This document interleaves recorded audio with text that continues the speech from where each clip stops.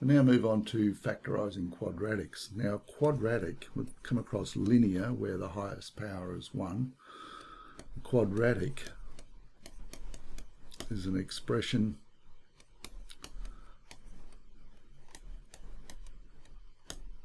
where the highest power is equal to 2. So that's what a quadratic is. We've got an expression that has the highest power. Power is an index of 2.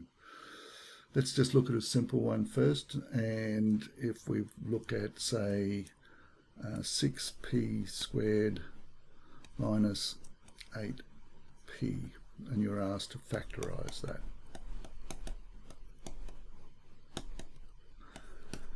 Okay, it's a quadratic. We're going to use the backwards of the distributive law, if you like. This is our answer. We're going back to find what the factors are, so we're going to have some brackets involved. We've got highest power, as I say, of 2, so we've got a quadratic. We could start by writing down the factors of 6p squared, and that's equal to now the prime factorisation of 6 is 2 times 3, both of those are prime numbers, times p times p. Now 8p is 2 times 2 times 2 is the prime factorisation of 8, and then times p. And we say, righto, we want the HCF, the highest common factor of 6p squared and 8p. And we scan through here, and we say, okay, we've got a factor of 2 that's common. So we've got 2 that's common there. There's no 3's down here, so they're not in common. And then we've got just 1p that's common, not 2. There's 2 p's up here, but there's only 1p. So 2 times p is common in both of those. So 2p is the highest common factor. So that's going to be what goes out the front of our brackets. 2p outside of the minus goes in the middle. And now we ask ourselves the famous question, what have we got to multiply 2p by to get 6p squared? Well, first of all, look at the numbers. What are we going to multiply 2 by to get 6 will be 3. And what are we going to multiply p by to get p squared will be just p. So just check that 2p times 3p is 6p squared. Then we leave that first one alone, then we go back and we're going to look at this one here. What have we got to multiply 2p by to get 8p? Well, we're going to multiply 2 by to get 8, which is 4, and we'll have 2p times 4, which will give us 8p. So there's a factorisation of a simple quadratic, and I just prepared a more complicated one here before, and we want to factorise where we've got 3 terms. And what do I do? 2x squared plus 5x plus 3. Now we can't use this is backwards of a FOIL. We've got our answer, and we've got to go back to the 2 sets of brackets. So that's going to be something times something, and there are going to be 2 terms there and 2 terms there. And there's no simple, like we've done up here with highest common factors. That's not going to work here. So we have to come up with another method. Now, there's numerous methods, but I'm just going to show you one method that I am quite fond of and that I still use for doing factorisation of quadratics. And that is by putting down a cross to remind us that there's a multiplication going on between those 2 brackets.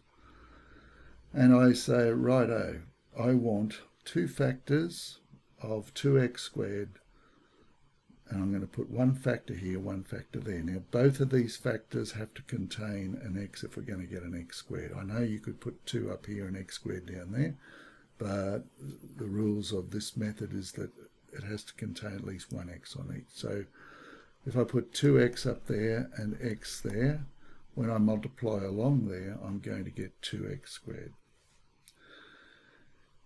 along these two, so this gives us, multiplying gives us the first term. These two multiplied together give me the last term. Now there is two ways I could put, the only factors of 3 are 3 times 1.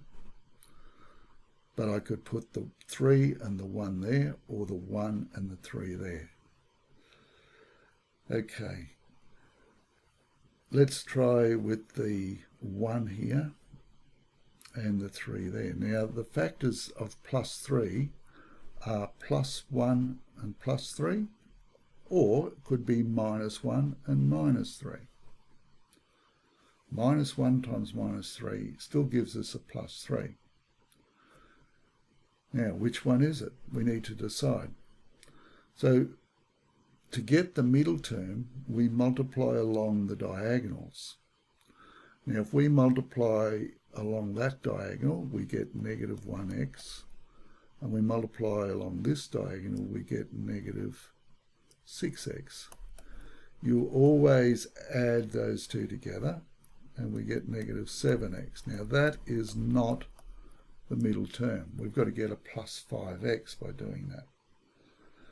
Now, hopefully you can see that if I change these around and put a negative and a negative 1 down here, we're still not going to get a positive out of that.